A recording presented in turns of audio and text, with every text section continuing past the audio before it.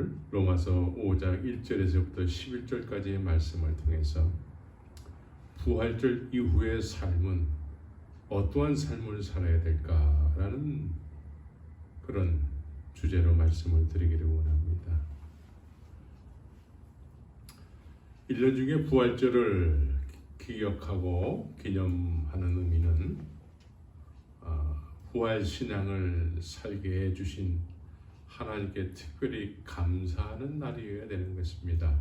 믿음의 주도권이 하나님께 있게 되면 아브라함에게 믿음의 주도권은 누구에게 있었습니까? 본토 지쪽 아비 집을 떠났는데 떠나는 것은 아브라함이 떠났지만 그 주도하신 분은 하나님이셨습니다. 하나님이 아브라함에게 복음이 됐어요.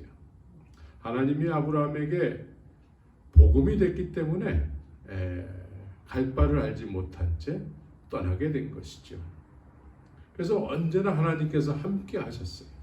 함께 하시는 증거가 가는 곳곳마다 아브라함의 육신이 연약해서 여러 가지 실수를 범하는데도 불구하고 아브라함과 함께 하시는 증거가 실수를 범할 때마다 나타나게 됐던 것이죠. 그래서 믿음의 주도권이 늘 하나님께 있었습니다. 그래서 믿음의 주도권이 하나님께 있게 되면은 하나님께서 믿음의 주도하심을 통해서 왜 나를 주관하고 가시는가? 뭐 때문에? 하나님께서 나에게 약속하신 것이 있다는 것이죠. 그 약속을 이루시기 위해서 나를 주관해 가시는 것입니다. 그래서 하나님께서 주관하시는 믿음의 삶을 살게 될 때 인도함을 받는 삶을 사는 거예요. 인도함을 받으면서 살 때에 사라지게 되는 것입니다. 이것을 정확하게 알지 못한 채 그냥 신앙생활을 하게 되면 자꾸 자기의 열심에 자기가 지쳐버리게 되는 것이죠. 그런데 예수님께서 이제 이 세상에 오셔서 우리의 죄를 위해서 십자가에서 죽으시고 부활하신 이후에는 성소에 휘장이 찢어졌다. 그래서 성소에 들어갈 담력을 얻게 됐다라고 히브리서는 말씀하고 있습니다. 이 말씀은 뭐냐면 하나님 앞에 타락 이후에 어느 누구도 하나님 앞에 나갈 수 없는 존재들이 이제 하나님 앞에 나갈 수 있는 길이 열렸다라는 것이죠. 심히 보시기에 좋은 모습을 보시길 원하시는 하나님 앞에 나갈 수 있는 그런 놀라운 은혜의 자리가 있게 됐다라는 것이죠. 그래서 타락 이후에 누리지 못했던 하나님과의 화평의 관계를 이제 누리게 되는 것입니다. 누리는 거예요. 하나님으로부터 의롭다 하심을 얻었으면 이제 하나님 앞에 나가야 되는 것입니다. 그래서 오늘 로마서 5장 1절에서는 주 예수 그리스도로 말미암아 하나님으로 더불어 화평을 누리자라고 말씀하셨다는 것입니다. 화평을 누리자.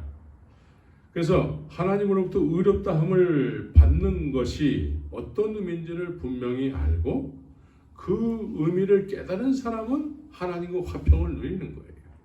십자가의 공로를 통해서 나 죽고 내 안에 예수 그리스도께서 사신 분들은 이제 하나님 앞에 담대히 나가는 그런 복을 누리게 되는 것이지요. 믿음으로 의롭다 하심을 얻었다면 그 이후의 삶은 자연스럽게 하나님과 화평을 누리는 삶을 살게 되는 것이지요.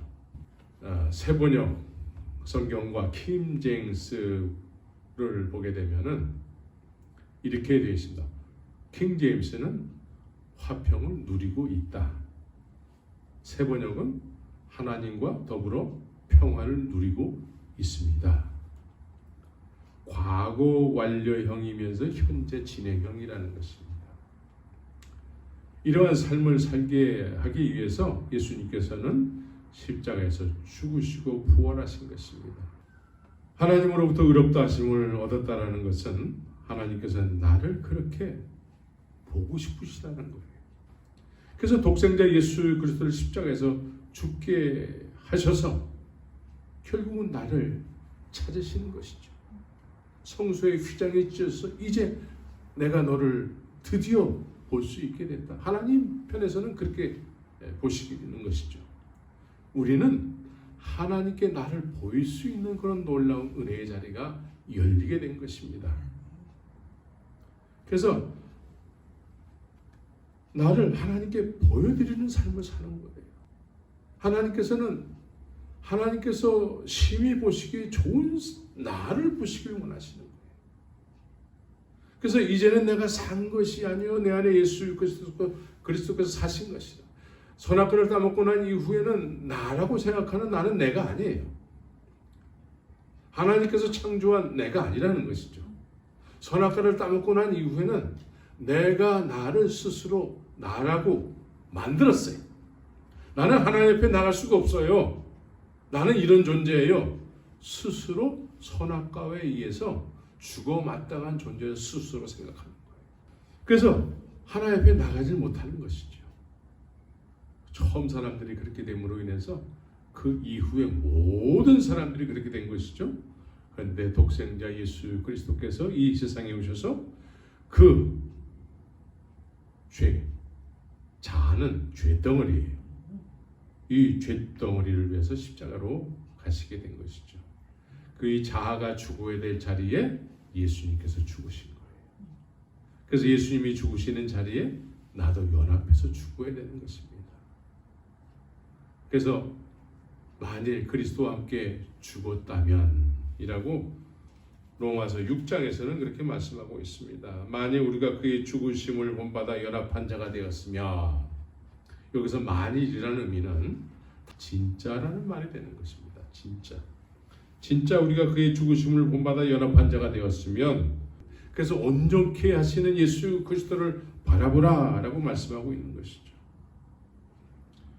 그래서 어떻게 하나님과 화평을 누릴 수 있는 은혜에 대해서 2절에서는 그로 말미암아 우리가 믿음으로 서 있는 이 은혜에 들어감을 얻었으며 그래요. 여기서 믿음으로 서 있는 이 은혜에 들어갔다라고 이야기하고 있어요.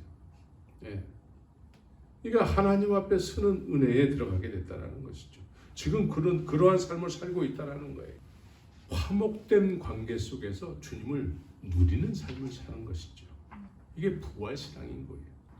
부활절은 부활 신앙을 살게 하신 주님 앞에 특별히 감사하는 날이 되어야 되는 것입니다. 그래서 3절을 우리가 또 보게 되면 다만 이뿐 아니라 실족할 만한 상황이 오게 된다는 거예요. 실족할 만한 상황. 그래서 요한복음 16장에서는 사람들이 너희를 추리할 뿐 아니라 때가 이르면 무릇 너희를 죽이는 자가 생각하기를 이것이 하나님을 섬기는 예라 하리라. 오늘 본문 3절에서도 우리가 환난 중에도 즐거워한다 그래요.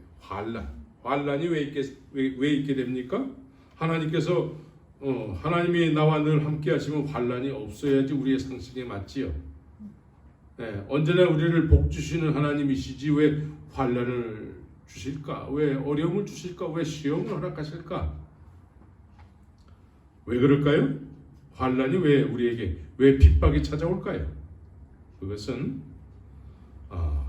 요한복음 17장 14절에 내가 아버지의 말씀을 저희에게 주었사오매 세상이 저희를 미워하였사오니 이는 내가 세상에 속하지 아니한 같이 저희도 세상에 속하지 아니함을 인함이니라.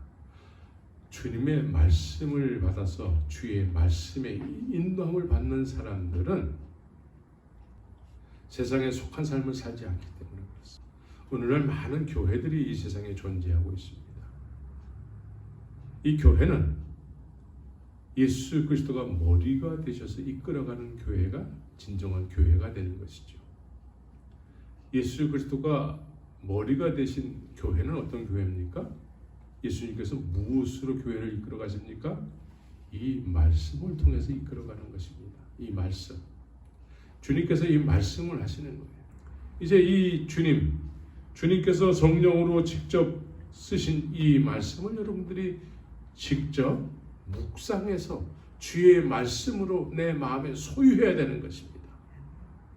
이 주의 말씀을 내가 내 마음에 소유해서 살아갈 때에 세상과 구별된 삶을 살게 되는 것이요, 우리의 마음의 변화가 자꾸 일어나게 되는 것이요, 말씀은 살았고 운동력이 있기 때문에 어떤 날 생각보다도 예리하여 우리의 잘못된 삶을 자꾸 찔러 쪼개서 이제는 그러한 삶을 살지 않게끔 계속 책망하는 그런 성령의 인도하심이 있게 되는 것이지.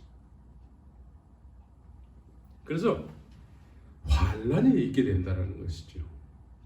환난이 있게 될 때에 즐거워하게 된다 그래요.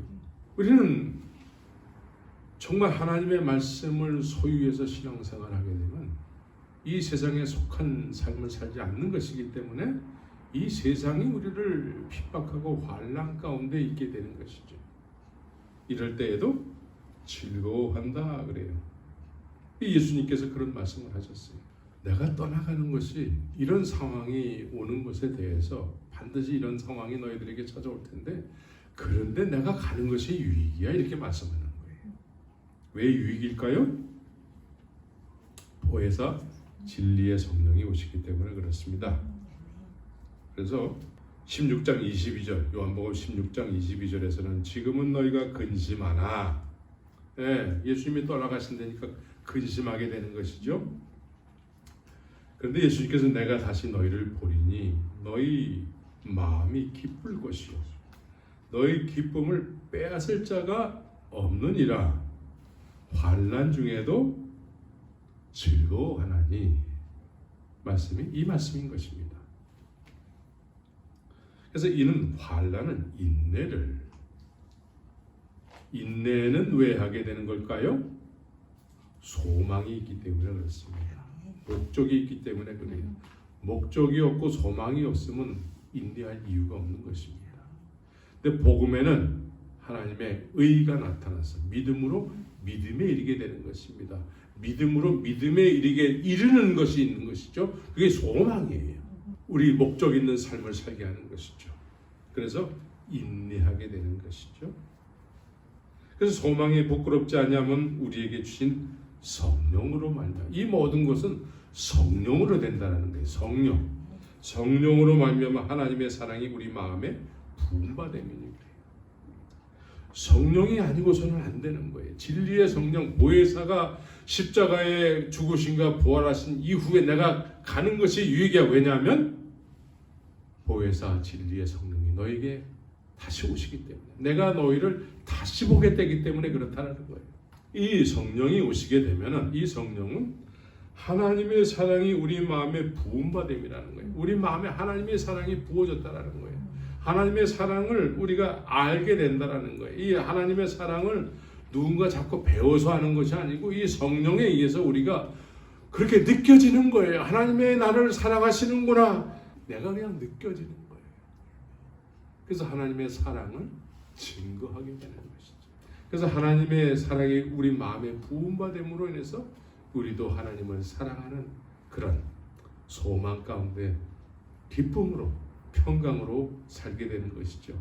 그래서 하나님의 사랑이 우리 마음에 부음받았을 때에 우리 주 예수 그리스도로 말미암아 하나님 안에서 또한 즐거워하느니라 그래요. 즐거움.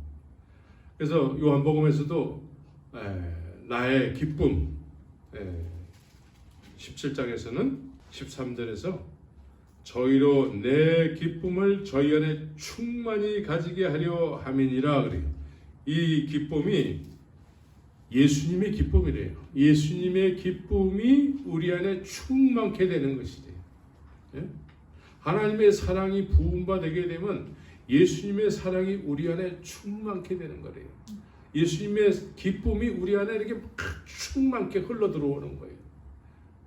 그래서 환난이 왔을 때에 즐거워하게 된다는 것이죠. 넉넉히 그 환난을 이기게 된다는 것입니다. 그래서 이 성령에 의해서 오늘 본문에서는 성령으로 말미암아 하나님의 사랑이 우리 마음에 부음받음이니 이렇게 이야기하고 있습니다. 또한 8절에서 아주 중요한 말씀을 하고 있는데, 우리가 아직 죄인 됐을 때에 그리스도께서 우리를 위하여 죽으심으로 하나님께서 우리에게 대한 자기의 사랑을 확증하셨느니라. 여기서 하나님께서 우리에게 대한 자기의 사랑을 확증하셨느니라. 하나님의 사랑을 확증받아야 되는 것이죠. 우리는 성령으로부터 확증을 받아야 돼요. 성령. 예수님께서 그토록 구해야 된다. 찾아야 된다. 문을 두드려야 된다. 그럼 아버지께서 성령을 가장 좋은 것을 주시지 않겠느냐? 이 성령을 통해서 하나님의 사랑이 우리에게 확증돼야 되는 거예요. 하나님의 사랑이 우리 마음에 부음받음이어야 되는 것이죠. 그래서 고린도전서 2장 12절에서는 뭐라고 말씀하고 있냐면, 고린도전서 2장 12절에서는 우리가 세상의 영을 받지 아니하고 오직 하나님께로부터 온 영을 받았으니 이는 우리로 하여금 하나님께서 자기에게 은혜로 주신 것들을 알게 하려 하면, 하나님께서 우리에게 은혜로 주신 것들을 알게 하려 함이라 그래요. 예? 알게 하려 합니다. 이건 사람들에게 배워서 하는 것이 아니고 성령에 의해서 하나님께서 우리에게 주신 것들을 스스로 우리가 느껴지고, 2000년 전에 그렇게 우리와 상관없는 시간을 살았던 예수님께서 시간에 갭이 없이 그렇게 하나님께서 나에게 주신 은혜가 무엇인지를 성령으로 우리가 시간에 갭 상관없이 알게 된다는 것이죠. 그래서 증거가 되는 거예요. 증거가. 부활절은 이렇게 하나님께서 독생자 예수 그리스도를 통해서 우리에게 하신 일을 통해서 내가 그렇게 부활 신앙으로 살게 된 거에 대해서 특별히 감사하는 날이 되어야 되는 것입니다. 우리는 믿어도 성경대로 믿어야 되는 거예요.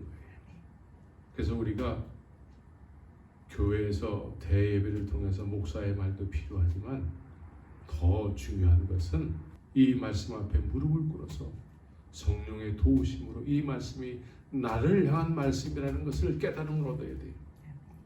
이 말씀을 통해서 독생자 예수 그리스도가 이 세상에 오셨고 그분이 나를 위해서 십자가에서 죽으시고 부활하신 것이 성령에 의해서 확증이 되어야 되는 것입니다. 성령에서 확증해야 돼요. 그래서 그 증인이 되어야 되는 것이죠. 증인의 삶을 살아야 되는 것입니다. 그래서 이 화목의 열매는 주님의 사랑이 우리 마음에 부음받음으로 인해서 예수 그리스도를 십자가에서 죽으시고 부활케 하심으로 인해서 우리가 성소에 들어갈 담력을 얻어서 하나님께서 심히 보시기에 좋은 사람으로 우리가 그 자리에 설 수 있게 됨으로 인해서 우리는 하나님과 깊은 화평의 관계를 통해서 기쁨이 충만한 삶을 살게 되는 것이죠. 기쁨 그리고 주님의 평강이 우리 안에 충만해지는 것입니다. 그래서 데살로니가전서 5장에 보면은 항상 기뻐하라, 쉬지 말고 기도하라, 범사에 감사하라. 이것은 그렇게 안 되는데 그렇게 살기를 노력해라는 이 의미가 아닙니다. 그냥 그리스도 안에 있게 되면은 그리스도의 평강이 우리에게 충만해지고, 그리스도 안에 있게 되면은 기쁨이 충만해지고, 그리스도 안에 있게 되면 성소에 들어갈 담력을 얻었기 때문에 하나님의 그 보시기 좋아 나를 심히 보시길 원하시는 그 자리에 내가 담대하게 나가게 되는 것이죠. 그래서 쉬지 말고 기도하는 삶을 살게 되는 것입니다. 나를 보여주는 삶을 사는 거예요. 아담은 범죄한 이후에 나 이제 하나님 앞에 나를 보여줄 수가 없어요. 스스로 이렇게 생각했는데 예수 그리스도를 통해서 이제 하나님 앞에 나를 보여주는 자리로 나가게 되는 것이죠. 그래서 예수 그리스도의 십자가의 피의 공로로 우리가 담대하게 그 자리에 나가게 되는 것입니다. 부활절 전에도 우리는 부활신앙으로 살아야 되고, 부활신앙은 무엇입니까? 하나님 앞에 담대히 나가서 하나님과 화평을 누리는 삶을 사는 것입니다. 하나님의 사랑이 우리 마음에 부음받았기 때문에, 독생자 예수를 죽이시면서까지 나를 찾기를 원하셨기 때문에, 그래서 십자가의 공로를 의지해서 이제는 주님 앞에 나가게 되는 것이죠. 화평을 누리는 거예요. 이것이 부활절을 맞이해서 부활신앙으로 살아가야 될 그런 믿음의 본질이 되는 것입니다.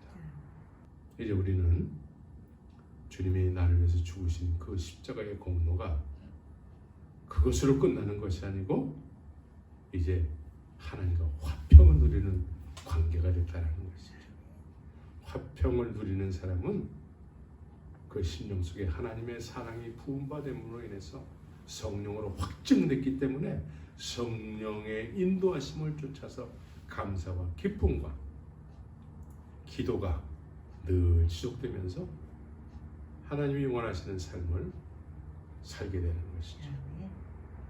이것이 부활신앙이요, 하나님이 독생자 예수를 죽이시면서까지 우리에게 원하시는 삶인 것입니다. 그러한 삶을 사실 예수의 이름으로 축원합니다.